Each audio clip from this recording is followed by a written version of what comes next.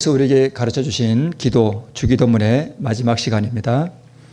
나라와 권세와 영광이 아버지께 영원히 있사옵나이다. 아멘 하는 이 본문으로 우리 잠깐 하나님의 말씀을 나누도록 하겠습니다. 자, 나라와 권세와 영광이 아버지께 영원히 있사옵나이다 라고 우리 주님께서 우리에게 가르쳐 주신 기도의 마지막 부분이 이렇게 되어 있습니다.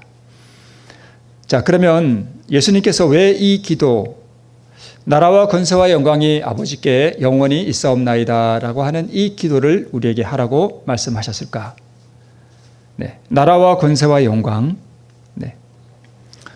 자, 먼저 우리 주님께서 우리에게 가르쳐 주신 이 기도의 의미를 우리가 짚어보기 전에 지금 제자들이 마음으로 보고 육신의 눈으로 보고 또 마음의 눈으로 보고 기대하고 있는 것과 또 제자들에게 기도를 가르쳐 주시는 지금 예수님이 보시고 계시는 것이 무엇이 다른가 하는 것부터 잠깐 보면,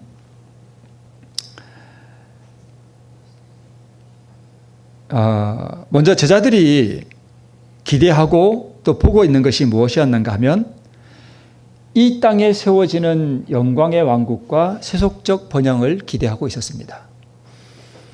영광스러운 이스라엘 나라가 세워지는 것, 그 다음에 예수님이 이스라엘 나라의 왕이 되시고 또 예수님이 왕으로 통치하시는 그러한 나라가 되면 당연히 예수님을 따라다니던 제자들은 어떤 위치를 차지하게 될까요? 당연히 왼쪽에 오른쪽에 영의정 좌의정 하겠죠. 그러니까 이 땅에 세워지는 이 영광의 왕국과 세속적 번영을 꿈꾸고 있었고 또 영광스러운 이스라엘 나라가 세워지는 것, 그 다음에 자기들이 높임을 받을 그 미래를 바라보고 있었습니다. 이것이 제자들이 보고 있는 것이었고요. 두 번째, 제자들에게 기도를 가르쳐 주시는 예수님이 그럼 보고 계시는 것은 무엇이었는가 하면, 첫 번째는 이 제자들이 영의정 좌의정 오른쪽 왼쪽에 앉아서 영광을 받는 것이 아니라 세상의 모든 사람들과 사단의 증오가 이 제자들을 향하고 있는 것을 주님께서는 보셨습니다. 그러니까 전혀 엉뚱한 거죠. 제자들이 바라보고 있는 것과 예수님이 지금 정확하게 보고 계시는 것은 이렇게 달랐습니다. 그 다음에 이 제자들이 영의정 좌의정 자리에 앉아서 이스라엘 나라의 신하가 되어서 이렇게 높임을 받고 영광을 받는 것이 아니라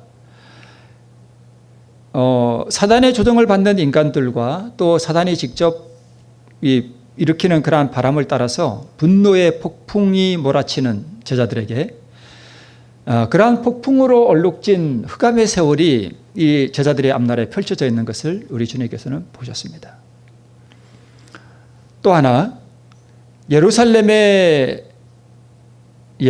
멸망하는 것, 그 다음에 예배가 종말을 구하는 것, 이스라엘 민족이 세계 여러 나라에 흩어지는 모습을 우리 주님께서는 보고 계셨습니다. 나라가 영광스러운 나라가 세워지기는커녕 나라가 이제 곧 어떻게 돼요?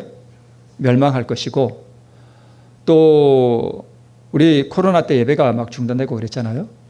예배가 끝나고, 그러니까 제사 제도가 이제 곧 끝날 거예요. 그죠? 양 잡아 제사 드리는 거 끝나고, 그 다음에 이스라엘 민족들이 세계 곳곳에 흩어지는 모습을 제자들은 보게 될 것이었습니다. 그러니까 전혀 이 방향이 맞지 않았습니다. 지금 이게 예루살렘 그 성에서 동쪽을 바라보면 딱 이게 보여요. 이게 감람산이거든요. 감람산에 저기 가운데 큰 교회가 하나 있는데 제가 알기로 만국교회인가 아마 그런데 정확한지는 모르겠습니다. 저 교회가 있고 옛날 모습과는 많이 다르겠죠. 예수님이 저 감람산에서 많이 기도하시고 또 제자들과 예수님이 세상 끝에 무슨 징조가 있겠습니까 할 때 예수님께서 세상의 징조를 말씀하셨던 곳이 바로 저 감람산이었습니다.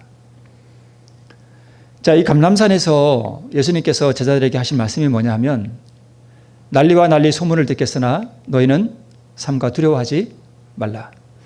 이런 일이 있어야 하되 끝은 아직 아니니라. 민족이 민족을, 나라가 나라를 대적하여 일어나겠고 처처의 기근과 지진이 있겠다. 이렇게 말씀하셨습니다. 그러니까 제자들이 기대하고 있는 것과는 전혀 다르죠. 그래서 그 당시뿐만 아니라 이 시대에도 또 당시의 이 제자들뿐만 아니라 이 시대의 우리들에게도 듣고 보게 될 멸망의 징조들이 바로 이거였습니다.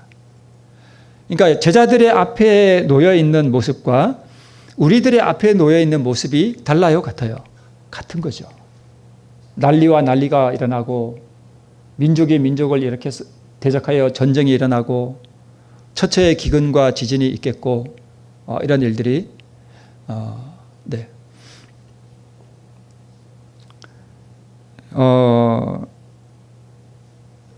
저한테 가끔 전화가 오는 분들도 요즘 하는 말이 뭐냐 하면 농사가 안 된대요. 농사가 잘 안 된다 그래요. 그러니까 심어 놓으면 이게 기후가 잘 이게 좀 이상하고 그러니까 이게 열매가 잘 안 맺는가 봐요. 이런 일이 앞으로 우리에게 크게 이제 다가올 것이고 전염병과 이런 모습들이 우리에게 참 많이 다가올 거예요. 어쩌면 또 한 번 우리가 이렇게 모여서 예배를 드리는 이런 날이 또 없어질 수도 있습니다. 네.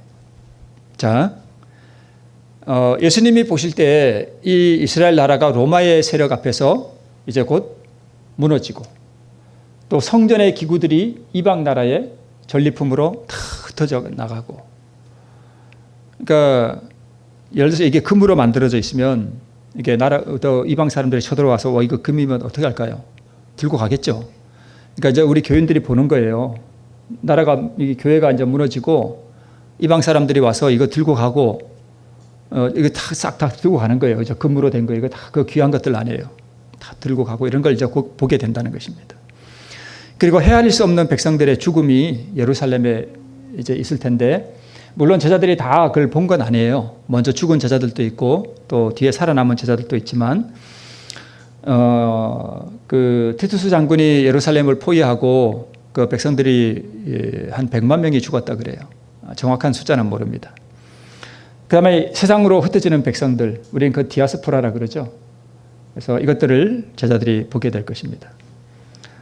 자, 이것은 이제 티투스 개선문이라고 하는데 여기에는 약탈되는 메노라 그리고 유대인 포로들이 이게 음각되어 있습니다.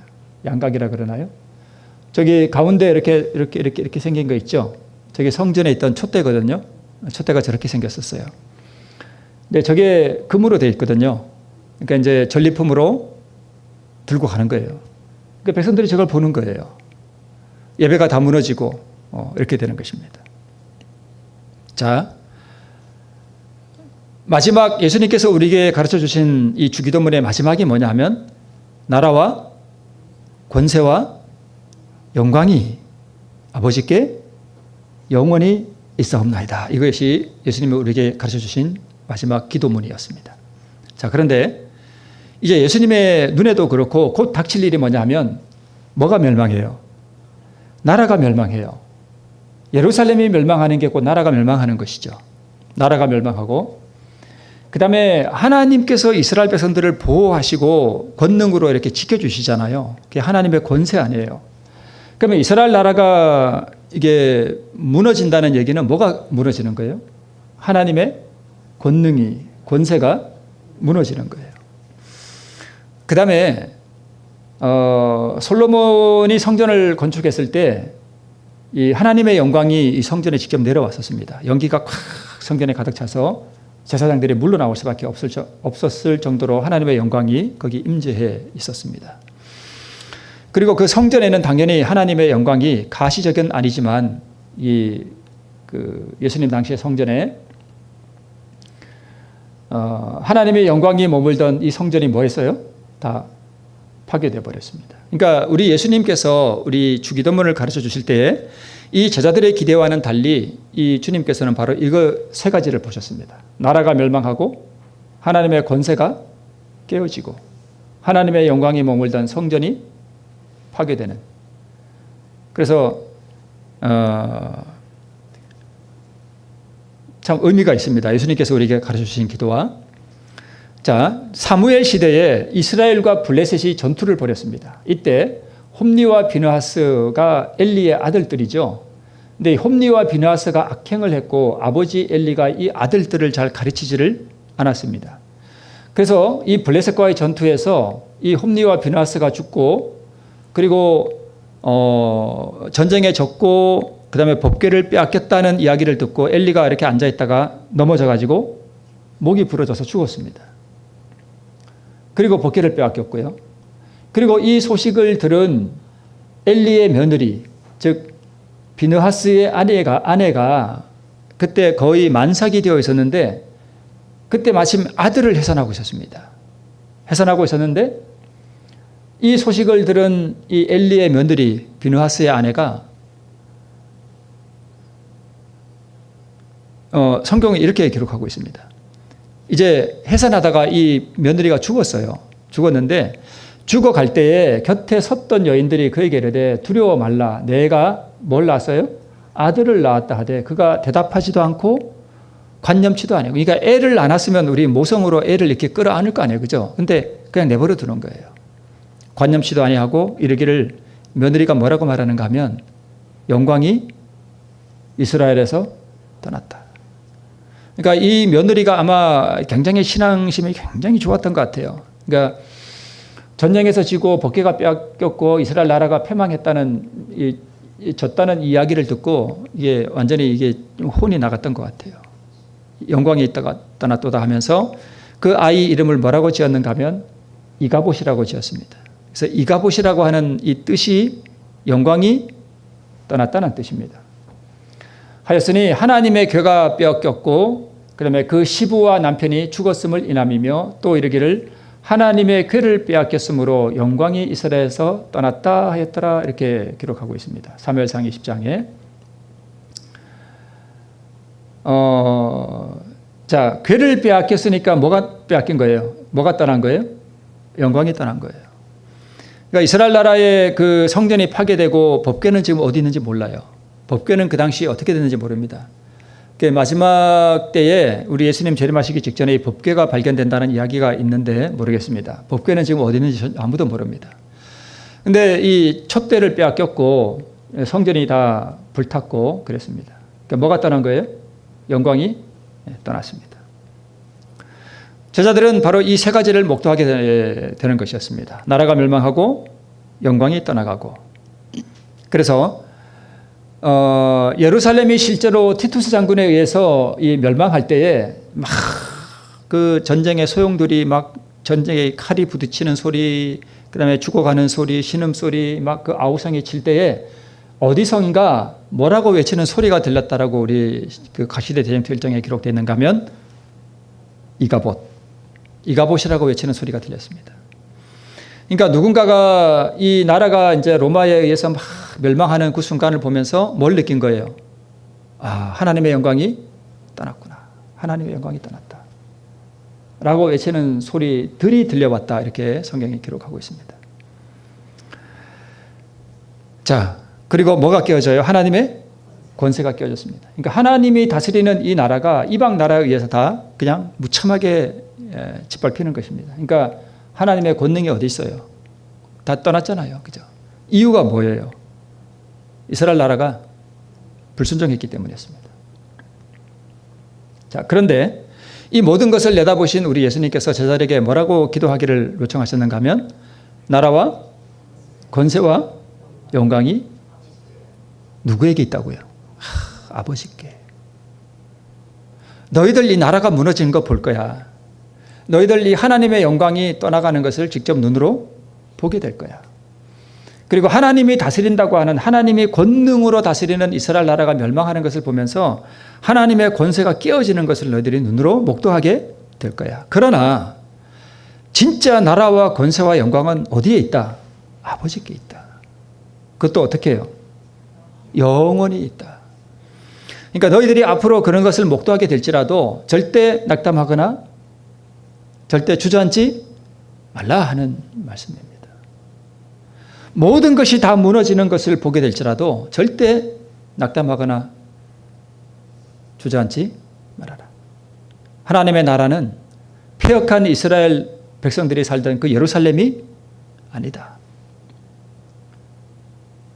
영광은 예루살렘 땅에 있는 것이 아니라 영광이 누구에게 있다?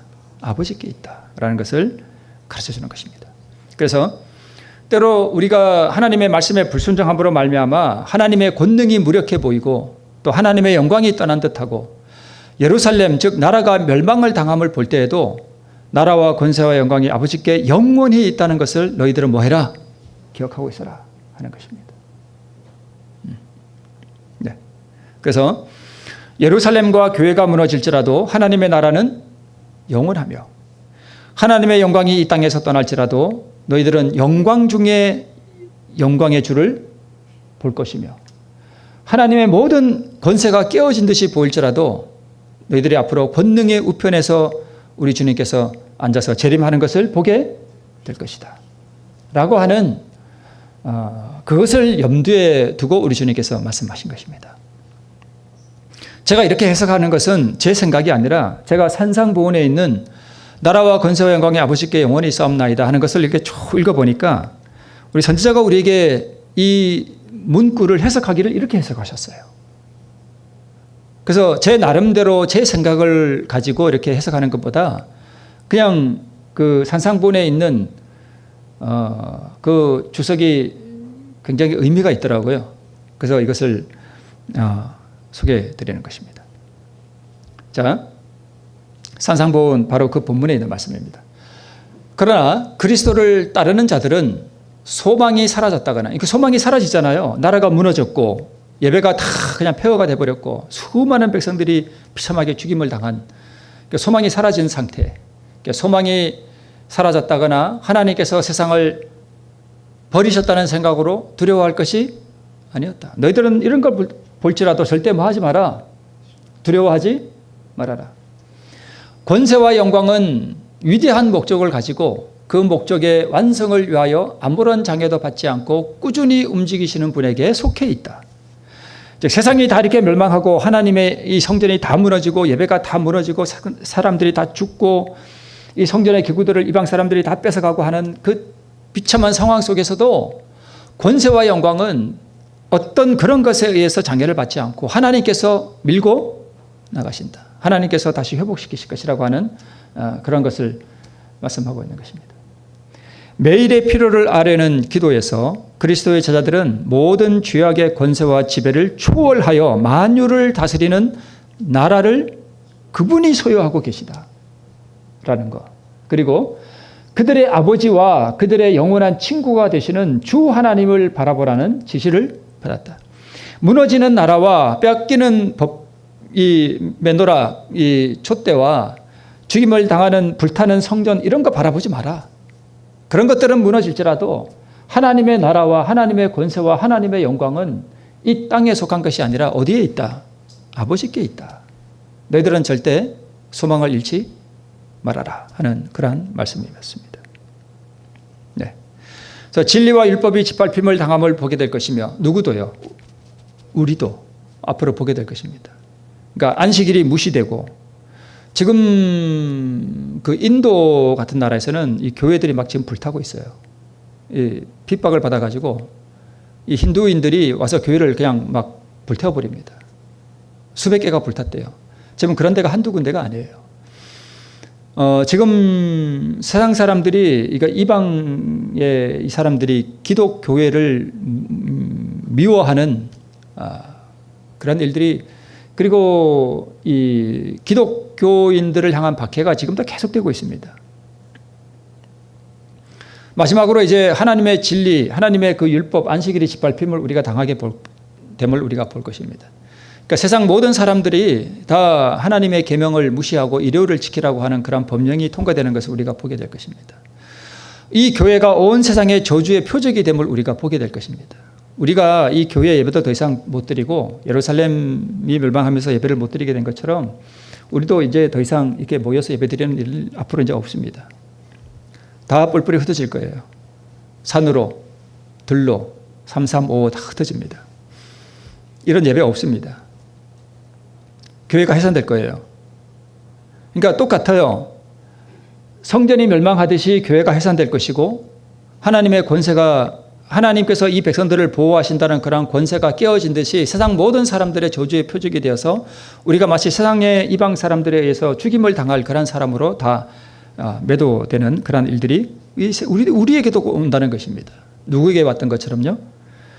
제자들에게 그런 것이 왔던 것처럼 우리도 그런 걸 보게 될 것이라는 것입니다. 그래서 교회가 해산되고 우리 앞에 그런 일들이 펼쳐질 때에 우리가 기억해야 할 것은 나라와 권세와 영광이 누구에게 있다? 아버지에게 있다는 것을 우리가 기억하고 절대 소망을 잃지 말아라 하는 것을 우리가 우리 주님의 이 기도를 통해서 우리가 배울 수 있다는 것입니다.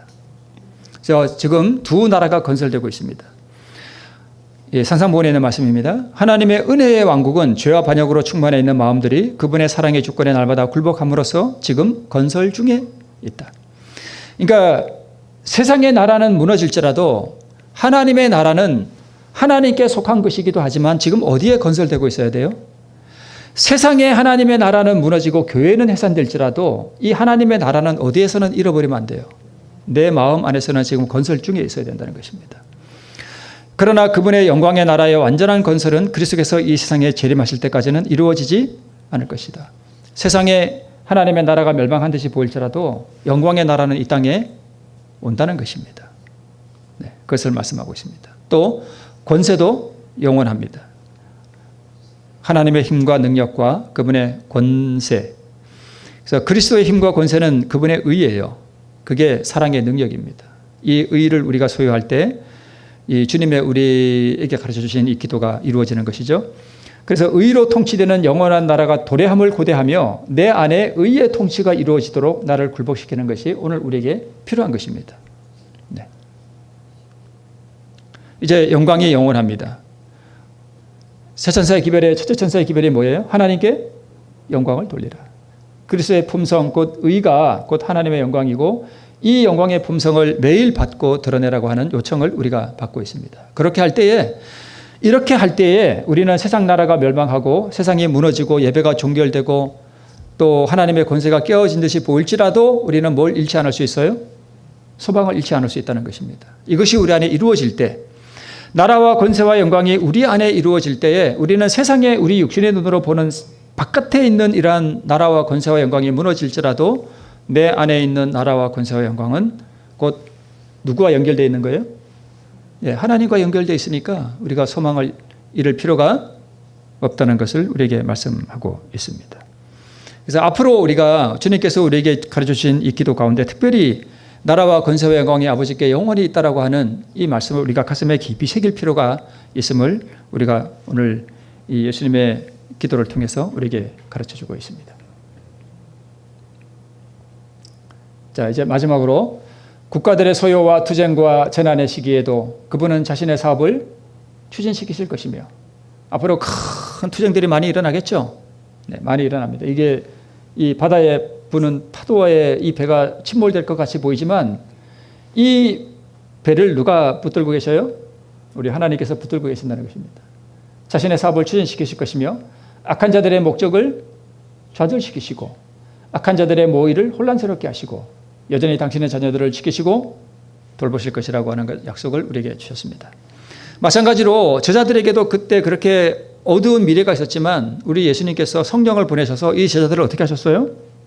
지키시고 보호하시고 그들의 사업에 힘을 주시고 지켜주셨습니다. 비록 많은 제자들이 순교는 했지만 이 순교한 제자들 다 나라와 권세와 영광을 어디서 볼까요? 우리 주님 재림하실 때 보게 될 것입니다. 그래서 앞으로 그때에도 또 지금 살아갈 때에도 이러한 혼란의 시련에 이러한 바람이 불 때라도 나라와 권세와 영광이 우리 주님께 있다는 사실을 기억하시고 또 새롭게 소망을 새롭게 하시는 우리 모두가 되시길 바라면서 말씀을 드리겠습니다.